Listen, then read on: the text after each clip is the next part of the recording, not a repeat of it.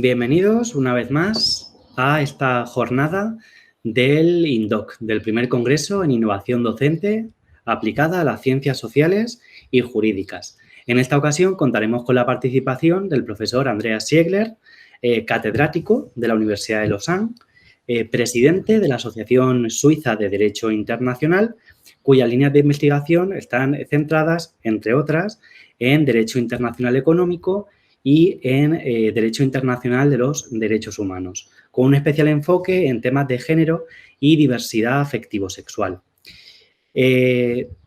También, bueno, aunque su currículum es muy amplio y extenso, cabe destacar que es el primer vicepresidente de la Asociación Europea de Facultades de Derecho, la ELFA, que tiene una línea de trabajo especializada en didáctica en la enseñanza. Bienvenido, profesor Andreas. Muchas gracias, Jonathan.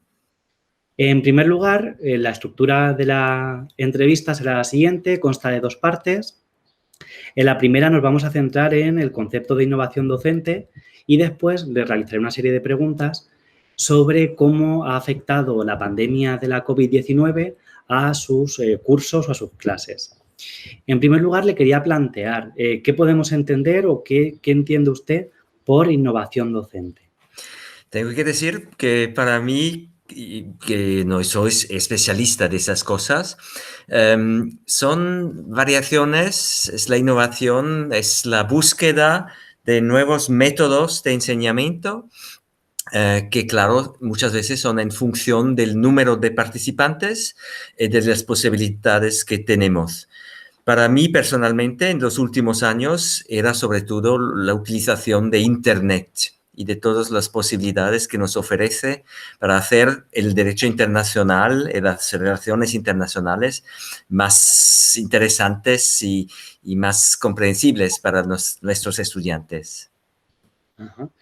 Y le quería preguntar, en el día a día de sus clases, de sus cursos, ¿cómo cree que influye su labor de investigación o cómo puede aplicarla en ese día a día? Normalmente en mis clases me gusta mucho empezar con un ejemplo. Muchas veces es un ejemplo de la actualidad, algo que se encuentra tradicionalmente se encuentra en la prensa y hoy en día lo encontramos también normalmente en los sitios web de información. Y si es posible, si yo estoy trabajando sobre un tema particular o una cuestión política, normalmente en derecho internacional, lo hago y busco explicar a los estudiantes lo que estoy haciendo y por qué es importante y por qué podría ser importante y interesante también para ellas y ellos. Ajá. En sus clases, ¿está aplicando actualmente algún tipo de método como pudiese ser, me decía, en la Flip Classroom, ¿no? Es la clase invertida, el estilo americano. Primero se explica ese ejemplo o se coge de la prensa o internet, se aplica a un caso concreto y se va desarrollando la teoría, utiliza simulaciones de cortes o tribunales, tiene algún tipo de clínica jurídica en su facultad, desarrollan moot course a través de plataformas especializadas. ¿Algún tipo de iniciativa de este tipo?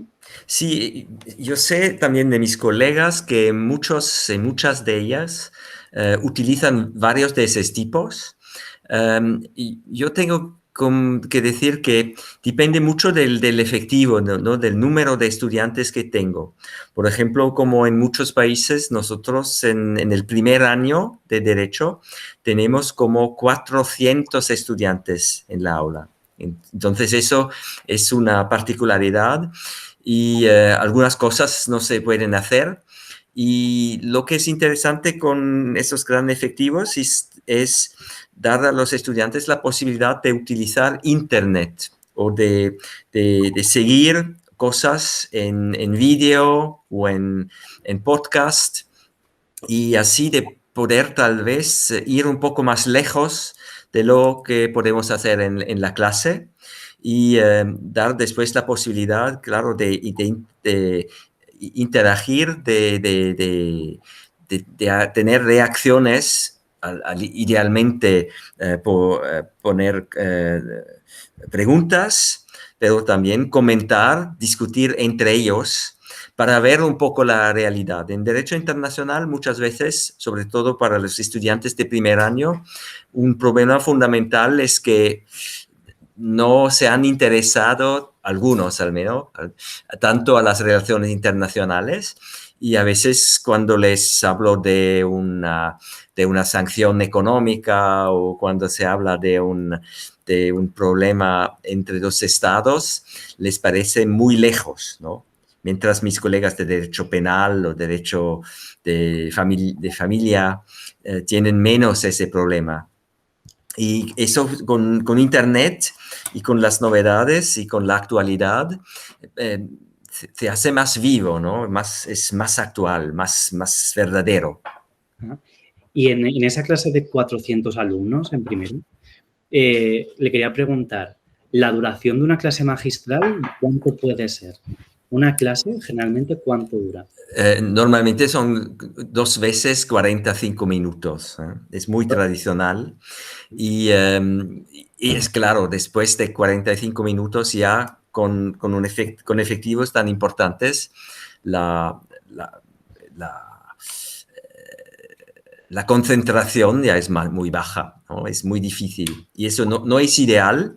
Y por eso a veces cuando se puede dar a los estudiantes la posibilidad de ver algo en sus teléfonos, por ejemplo, o un vídeo, ayuda mucho para cambiar un poco el ritmo de la clase y les dar impresiones diferentes. Si uno solo habla durante 45 minutos, como se hizo tradicionalmente, claro, también en Suiza.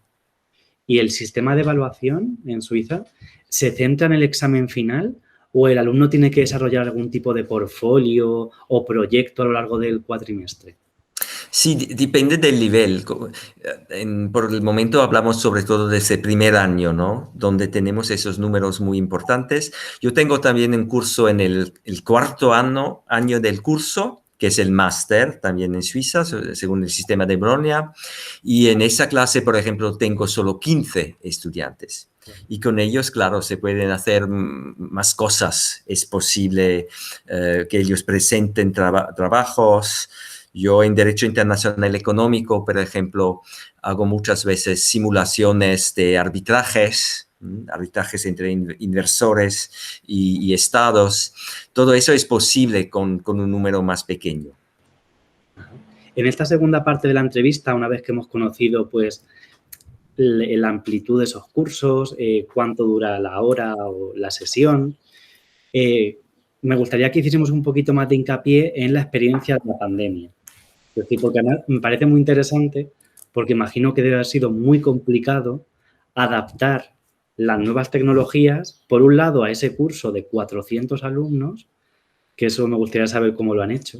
En España tenemos máximo cursos de 100 alumnos y aún así ha sido muy, muy difícil.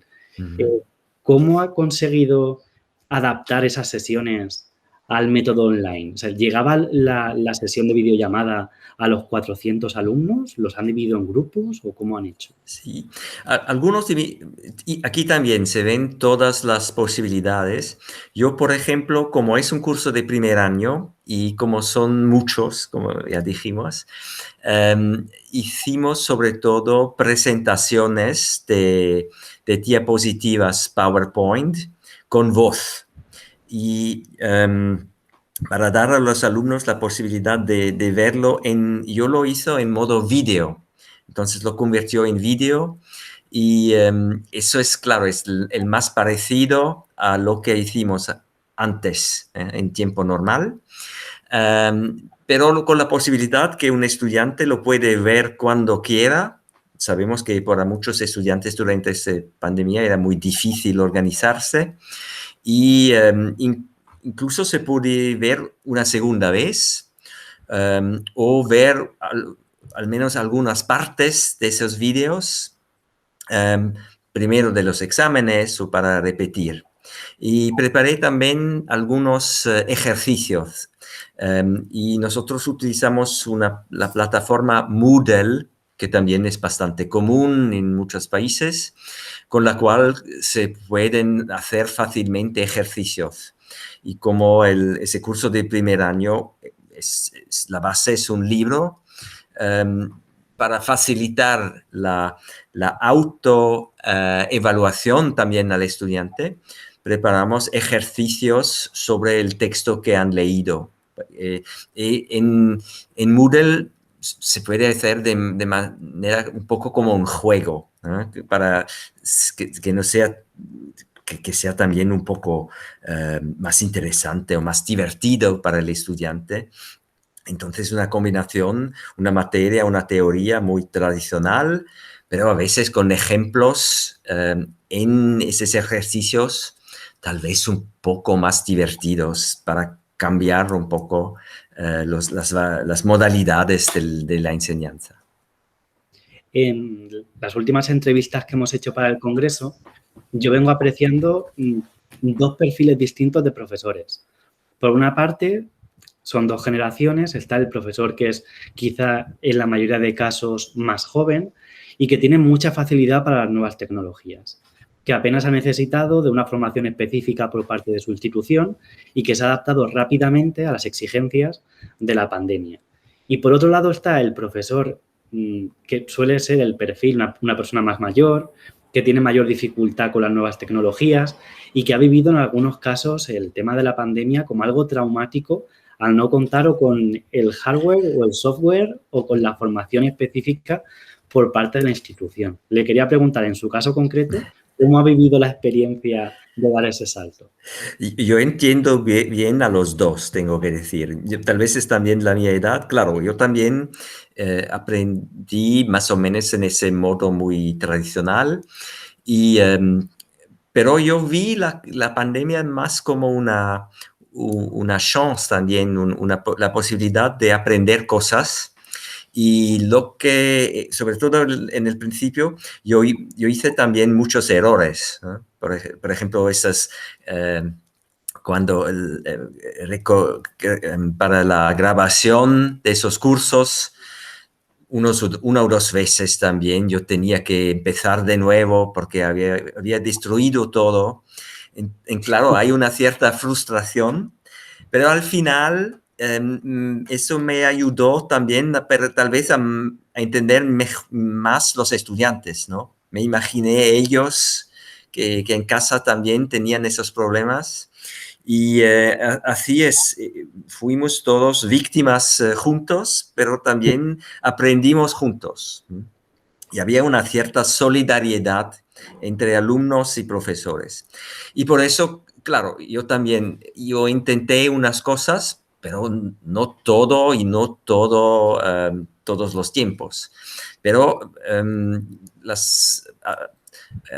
con el tiempo me dio la impresión que las cosas iban mejor, y yo hablé mucho de las grabaciones, sí, en vídeo y en PowerPoint, que era una cosa.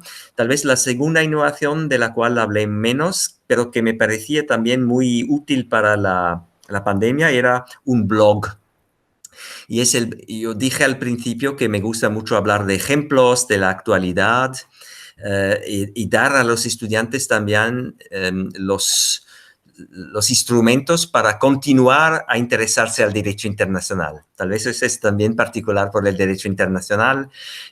Tengo muchas veces la impresión que sí, el curso es obligatorio, pero al final tal vez les gusta a los estudiantes un poco, pero al final vuelven a las materias de derecho positivo nacional que utilizan durante el día y su trabajo. Pero con eso, yo empezó un blog. Es un blog donde pongo las actualidades y no siempre de las mismas fuentes. Entonces, había varias razones para utilizar el blog. Es más dinámico, entonces los estudiantes recibieron casi todos los días al menos una actualidad de derecho internacional.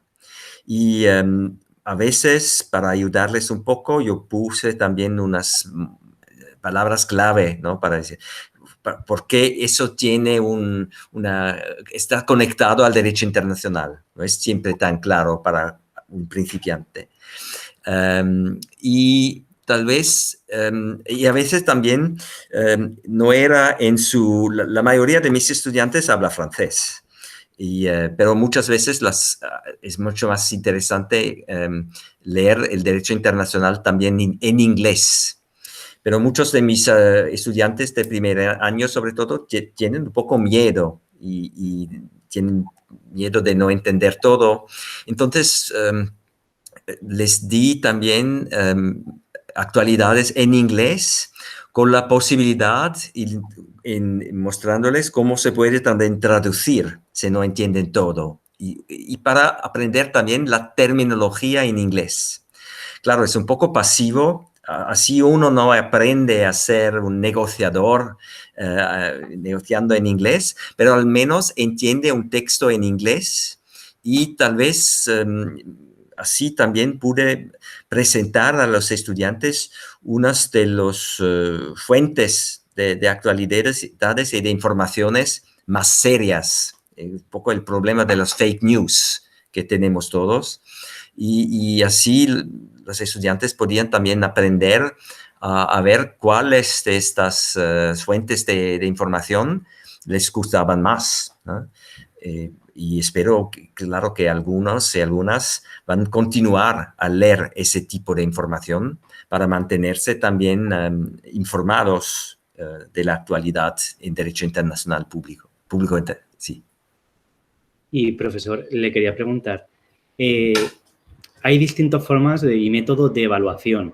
Con otros profesores de otros países hemos estado debatiendo en entrevistas de este congreso, por ejemplo, tenemos el método italiano, en el que el alumno es una especie de ceremonia donde llega y el examen siempre es oral, el catedrático del área tiene que defender un tema específico con una serie de preguntas.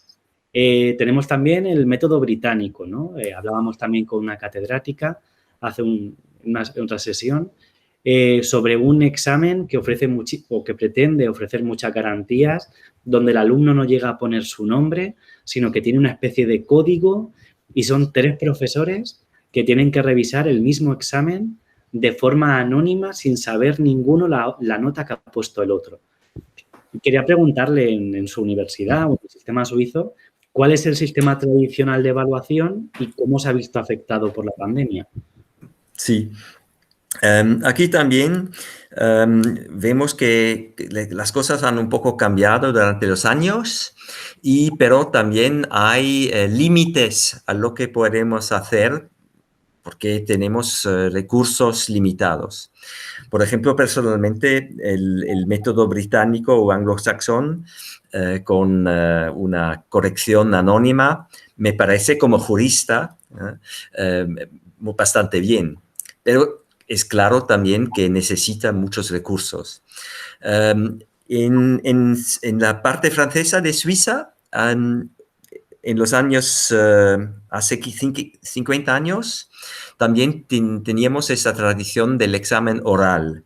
Y existe todavía, pero no para todos los exámenes. Yo, por ejemplo, personalmente ya no tengo, porque me parece para algunas materias, por ejemplo, el derecho internacional económico, es bastante difícil, es bastante técnico y me gusta poder examinar un poco en detalle los conocimientos y eso normalmente en un examen oral, sobre todo si es muy breve o corto, no es posible.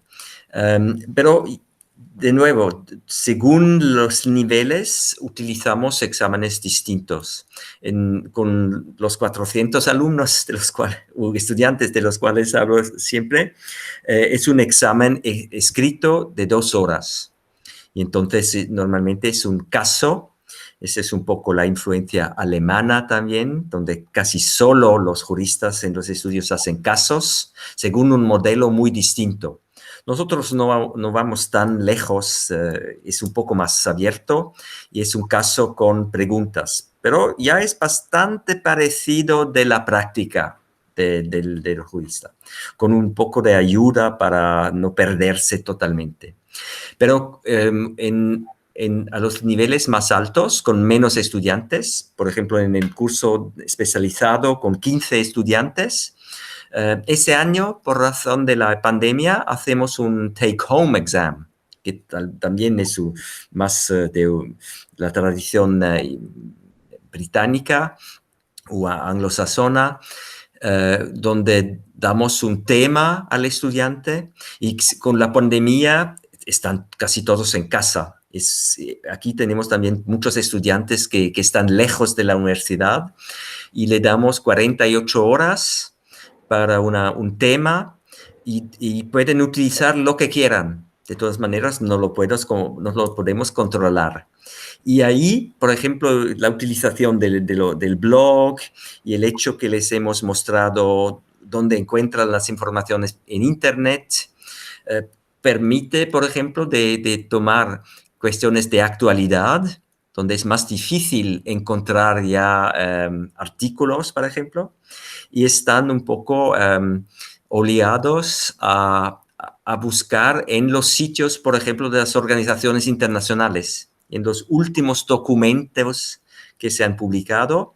Y eso me parece un ejercicio y un examen que es bastante parecido de nuevo a las situaciones que ellos van a vivir cuando empiezan a trabajar.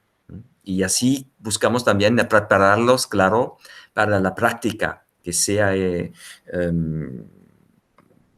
también algo que les prepara bien para la vida. Y de todo lo que hemos aprendido o desarrollado en la pandemia, por ejemplo, el blog, ¿tiene pensado seguir desarrollándolo? ¿Era una herramienta para utilizarla durante la pandemia exclusivamente? ¿Estos nuevos modelos de exámenes los van a seguir aplicando? ¿Piensan que ya no? Sí, pienso que vamos a combinar muchas cosas. Habiendo descubierto nuevas cosas, me parece que se pueden utilizar los mejores métodos en las situaciones que nos parecen buenos para eso. O también para cambiar un poco. Como también la vida de un jurista nuestros estudiantes pueden encontrar varias situaciones. Y me parece bien también con mis colegas que, por ejemplo, no todos los exámenes sean iguales, pero que tal vez pueden ser combinados un poco. Claro, el estudiante siempre tiene que saber a qué esperar, qué va a haber, pero así también unos estudiantes prefieren ciertos tipos de exámenes. Me parece también más justo, ¿no? A veces tenemos también que hacer un examen que no nos gusta tanto y eso también lo van a ver en la vida, pero así cada uno puede también descubrir qué tipo de examen y qué tipo de situación le va bien y conocer más sus propias fuerzas y también las debilidades. Y me parece que con la pandemia, claro, nosotros también, yo incluso, hemos podido descubrir un poco lo que somos capaces de hacer, pero también tal vez las cosas que nos parecen más difíciles, ¿no? Es también un proceso de autoevaluación que yo espero nos permite de crecer en el futuro con nuevas pandemias, con nuevas crisis, con nuevos problemas que vamos a encontrar. Pues muchas gracias, profesor. Buscaré el blog, estaré atento. Lo espero, sí. Eso es el vantaje del blog. Se hace para unos, pero lo pueden leer millones o al menos miles. Muchas gracias a ti, Jonathan. Muchas gracias por su participación, por haber aceptado la invitación. Le estamos muy agradecidos y nada, quedamos a su disposición. Muchas gracias. Yo también. Hasta luego. Gracias.